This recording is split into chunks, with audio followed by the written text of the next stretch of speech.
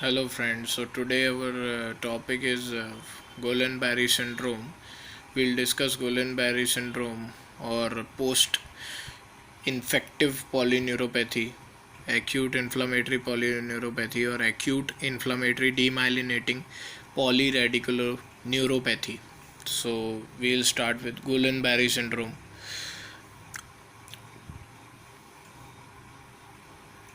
Guillain-Barre syndrome is the commonest acute demyelinating polyneuropathy. It is commonest acute demyelinating polyneuropathy,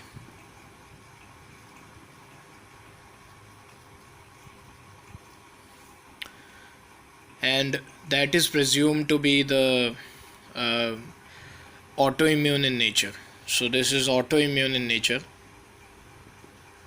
Guillain-Barre syndrome is autoimmune in nature. That is the important point we have to remember, and it usually follows via viral infection. So after this syndrome occurs after a viral infection, right? Then what is the pathogenesis? So let's understand the exact pathogenesis behind the Guillain-Barre syndrome. Basically, Guillain-Barre syndrome is a monophasic immunologically uh, mediated inflammatory disorder. Monophasic immunologically mediated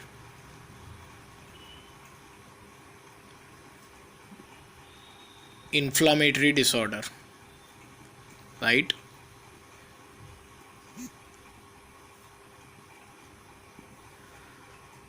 So you may be thinking, you must be thinking of what is the inflammatory disorder all about? What is this inflammatory disorder all about?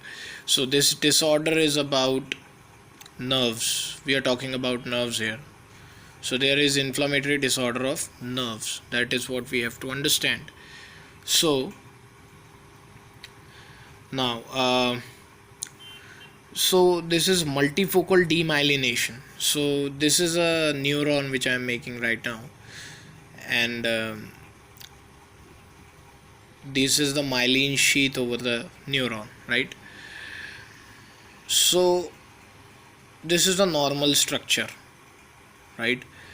Now if suppose this myelin and these are the node of Ranvier, right? This is the myelin sheath. So if these myelin sheath are not present here, there is a beginning of demyelination here. So what will happen and how will it happen? First of all, what will happen, we'll see that there is a conduction block.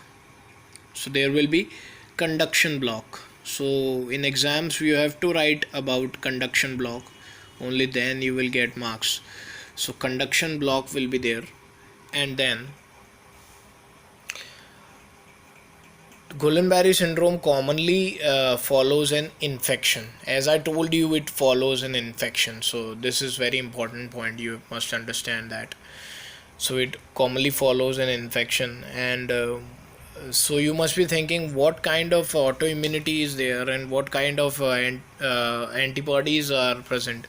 So antiganglioside antibodies.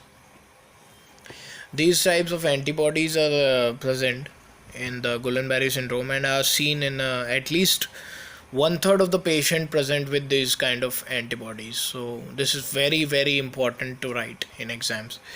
Okay, so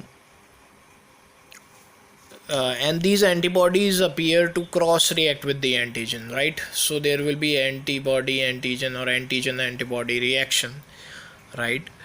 And you must be thinking where this reaction will be. So this reaction will be in the liposaccharide, in the liposaccharide. Okay, in the liposaccharides this kind of reaction will be there of some antecedent infective agents. So these antibodies act against whom? Gangliosides, right? These antibodies will react against gangliosides just like GM1 ganglioside. Okay, so now you must be thinking what is GM1. So this is distributed all around the myelin This GM1 is distributed everywhere in your peripheral nervous system, right? So both cellular and humoral mechanisms probably play a role in the development. So since inflammation is important in its pathogenesis, Guillain-Barré syndrome is also known as acute inflammatory demyelinating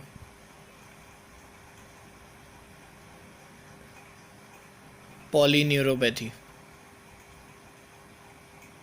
as there is inflammation. Okay, now in the next video we will discuss about the pathogenesis of Guillain-Barré syndrome, and we'll discuss more about the pathogenesis, and after that we'll discuss about the clinical features of the Guillain-Barré syndrome. Thank you.